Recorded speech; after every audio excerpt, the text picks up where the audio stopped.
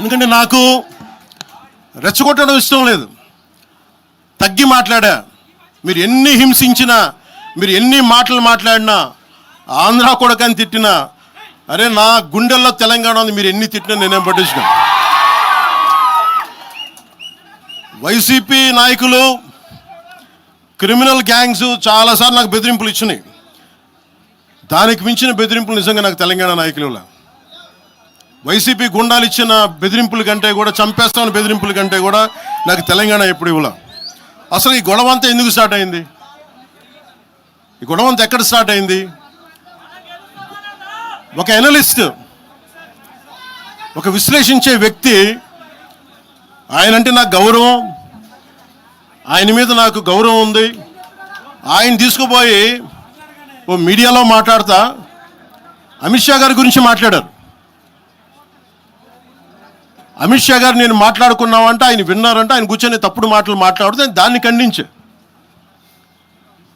నా మీద మనకు మాట అంటే మన జన సైనికులు ప్రతి చోట ఏదో కూర్చొని ఒక కేసులు పెట్టారు కూడా నాకు తెలియదు. తెలిసిన వెంటనే చెప్పాను, అవన్నీ వదిలేనని చెప్పాను నేను. అవన్నీ మళ్ళీ ప్రెస్ క్లబ్లో పోయి మీరు తిడుతూ ఉంటే, ప్రాంతీయ విద్వేషాలు రెచ్చగొడితే దాంట్లో కూర్చోబెట్టి ఎంతకాలం చేస్తారు? 12 సంవత్సరాలు తెలంగాణ వచ్చిన తర్వాత ఇంకా తెలంగాణలో ఉపాధి లేకపోయినా, ఏమి లేకపోయినా దానికి ఆంధ్రుడే కారణం, దానికి పవన్ కళ్యాణే కారణం. పరిశ్రమల్లో ఈ లెక్కల్లో ఇంక మీరు ఎప్పుడు, మీరు ఎన్ని చేసినా ప్రతిదానికి ఎక్కడో చోట తెలంగాణ ప్రజలు ఇది గ్రహించాలి. ఉద్యోగాలు రాకపోయినా, ఉపాధాలు రాకపోయినా ప్రతిదానికి ఆంధ్రోడు కారణం అంటే, ఆంధ్ర ప్రజలు నిజంగా ఎందుకు వస్తారు ఇక్కడికి? తెలుగు చిత్ర పరిశ్రమ ఎందుకు వచ్చింది?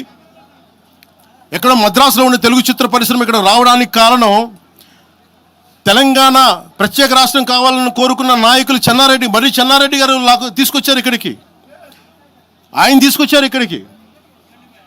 50 సంవత్సరాలు కలిసి ఉన్న రాజధాని ఇక్కడ సడన్గా పోయి మీరు ఇక్కడ రాకూడదు అని కొంతమంది నాయకులు, తెలంగాణ ప్రజలు వేరు. నేను మొదటి రోజు నుంచి చెప్తా ఉన్నా, పాలకులు వేరు, ప్రజలు వేరు. తెలంగాణకి అన్యాయం చేసిన పాలకుల్ని, దాంట్లో పవన్ కళ్యాణ్ కూడా, వాడిని కూడా ఉరిదీసాను పర్లా. పాలకులు వేరు, ప్రజలు వేరు. మీరు పాలకులను తిట్టుకున్న ప్రజలను తిడితే, విద్వేషాలు రెచ్చగొడితే ఈ దేశం ఎటుపోద్ది? సూరత్లో తెలుగు ప్రజలు ఉన్నారు, రేపు వచ్చిన గుజరాతీ మనుషులందరూ గుజరాతీస్ అందరూ కూర్చొని తెలుగు వాళ్ళు ఇక్కడ ఉండకూడదంటే కుదురుద్ది? అక్కడ నాందేడ్లో ఉన్న తెలుగు వాళ్ళు, షోలాపూర్లో ఉన్న మన తెలంగాణ తెలుగు వాళ్ళు అందరూ కూర్చోబెట్టి మా మహారాష్ట్రీయులు తిరగబడితే ఏమవుద్ది? దేశం నిలబడద్దా? దేశం ఒకటిగా ఉంటుందా? ఎంతకాలం తిడతారు? ఎంతకాలం? నేను అమిత్ షా గారిని అన్నారని చెప్పి నేను మాట్లాడగానే కూర్చోబెట్టి ఒకళ్ళు దానికి చిలవలు పలవలు చేసి, నాకు తెలంగాణ అంటే పడదు, నాకు వీళ్ళంటే పడదు, వాళ్ళంటే పడదు, ఇన్ని సంవత్సరాలు 12 years కూర్చోబెట్టడం. మేము ఒక చెరువుని కబ్జా చేసామంట. లెఫ్ట్ మేము వామపక్షవాదులు అని చెప్పి ఒక ఎనలిస్ట్ మాట్లాడతా, ఇది ఎలా ఉంటుందంటే, ప్రపంచ కార్మికులారా ఏకం కండి అని చెప్పే వామపక్ష భావజాలం ఈ రోజున ప్రాంతీయతకు వచ్చింది. ఆ వామపక్ష భావజాలం చెప్పే వ్యక్తి అనలిస్ట్ ప్రకారం ప్రపంచ కార్మికులారా ఏకం కండి అని చెప్పే వామపక్ష భావజాలం ఈరోజు ఎక్కడికి వచ్చింది? ఆయన చెప్పిన విధానం ప్రకారం ప్రాంతీయతకు వచ్చింది. కమ్యూనిజం ఎందుకు చచ్చిపోయిందండి? ఇలాంటి వాటి వల్ల చచ్చిపోద్ది. ఈరోజు గద్దర్ గురించి మాట్లాడతారు. బండెనక బండి కట్టి 16 బండ్లు కట్టి ఏ బండిలో పోతాం నైజాం సర్కార్ ఓడా అంటే, అది ఈరోజు మాకు వచ్చిన ప్రేమ కాదు. మాకు అది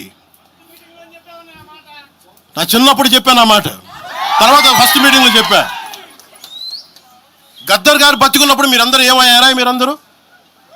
గద్దరన్న బతుకున్నప్పుడు మీరందరూ ఎక్కడున్నారు? గద్దరన్న వెన్నులో బుల్లెట్లు దిగితే గద్దరన్న నా దగ్గరికి వచ్చాడు. ఒకటి అడిగాడు ఆఫీస్కి వచ్చి, మన జర్నలిస్ట్ కాలనీలో ఉండే జనసేన ఆఫీస్కి వచ్చి, అరే తమ్మి నాకు బుల్లెట్లు దిగినీరా, నాకు వెనకాల నన్ను స్వేచ్ఛగా రే అని పిలుచుకునే అంత చనువు మా ఇద్దరి మధ్య, నాకు బుల్లెట్లు దిగినీరా ఈ వెన్నులో, నడవాలంటే ఇబ్బందిగా ఉందిరా, నాకు కార్లో పోవాలంటే ఆటోలో తిరగలేకపోతున్నా, ఒక అండంగా అడుగుతున్నా, హక్కుగా అడుగుతున్నా, బండి కొనివ్వరా అంటే, ఆయన ఒక 24 గంటలు 3 రోజుల్లోనో 2 రోజుల్లోనో బండి కొనిచ్చాను నేను ఆయనకి. ఇప్పుడు ఎందుకు చెప్తున్నానంటే, ఆ రోజు నేను చెప్పుండొచ్చు, నేను చెప్పట్లా. మీకేం తెలుసు గద్దర్ గారి గురించి?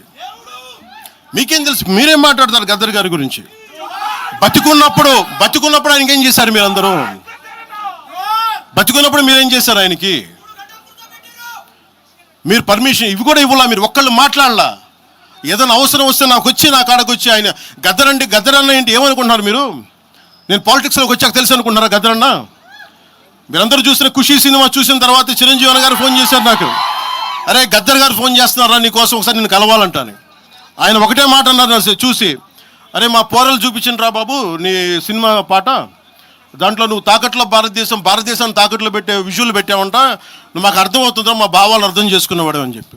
తరిమేల నాగిరెడ్డి గారి తాకట్లో భారతదేశాన్ని ఆ భావన నువ్వు పెట్టావంటే మాకు అర్థమవుతుందని నేను చెప్పాను. నాకు లెఫ్ట్ వింగో రైట్ వింగో తెలియదన్నా, నాది హ్యూమనిజం అవుతున్నా, మీకు తోసిన సంతోషం అన్నా అని చెప్పి. ఆ రోజు నుంచి ఆయన చనిపోయేదాకా, ఆయన అంతిమ గడియల వరకు ఆయన హాస్పిటల్లో ఉంటే వెళ్ళి కూర్చొని, అన్నా మీకు ఏం కావాలి చెప్పండి, ఏం వద్దురా తమ్మి, తెలంగాణ యువతకి కానీ ఆంధ్ర యువతకి కానీ భారతదేశంలో యువతకి భవిష్యత్తు వాళ్ళదని చెప్పు.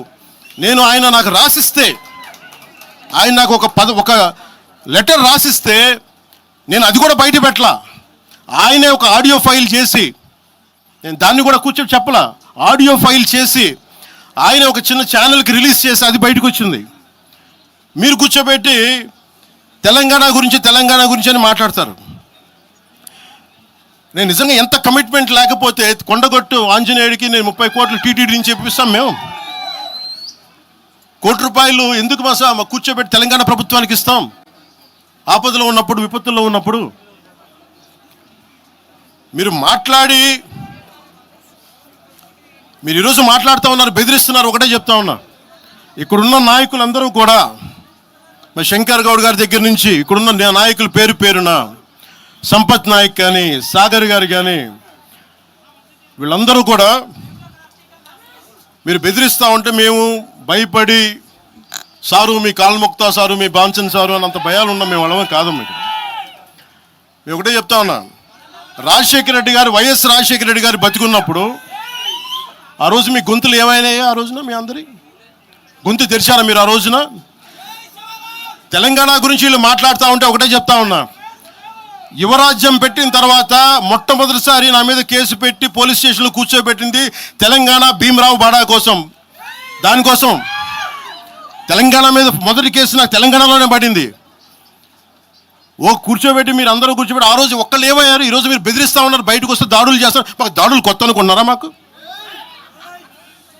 మీరు మహబూబ్ నగర్లో మన కాంగ్రెస్ నాయకులు కూలిస్తే స్టేజే కూల్చేశారు మీరు.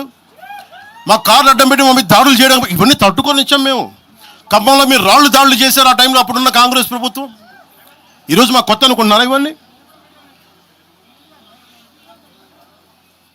మీరు చేసే ఈ తాటాకు చప్పుళ్ళకి బెదిరేది కాదు జనసేన, గుర్తుపెట్టుకోండి.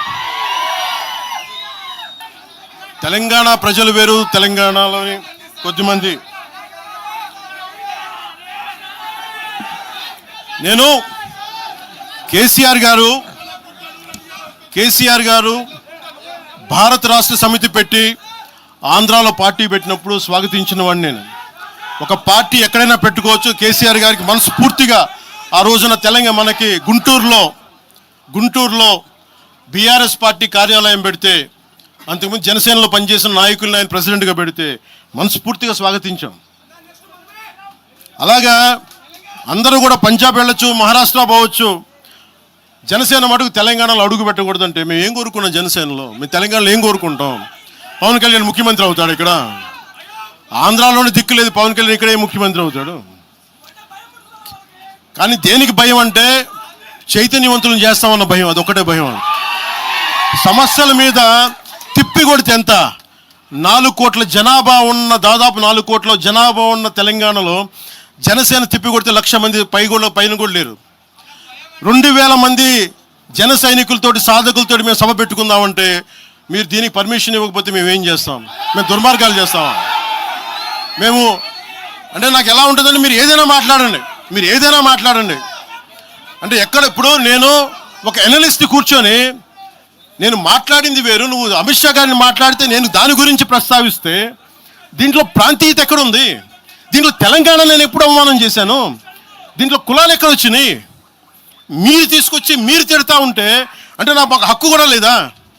మీ ఇష్టానికి మీరు మాట్లాడితే మేము కనీసం నొచ్చుకునే అభిప్రాయం కూడా మేము చెప్పకూడదా? బాధ కూడా పడకూడదా? అంటే మేము కూర్చోబెట్టి బాంచం ద్వారా అలాగే ద్వారా మీరు ఎలాంటి వాళ్ళని భరించాలా? మేము పీకలు పోయినా పర్లేదు, పీకలు కోసుకుంటాం, కానీ భయం అయితే మాకు రాదు.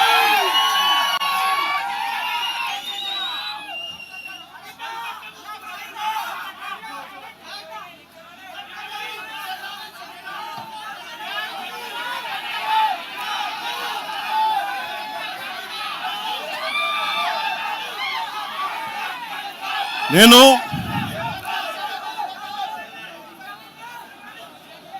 తెలంగాణలో ఆంధ్ర వాళ్ళకి ఏం పని అంటారు, సంతోషం, కరెక్ట్. అది తెలంగాణలో ఆంధ్ర కాంట్రాక్టర్లు ఓకేనా? ఇక్కడ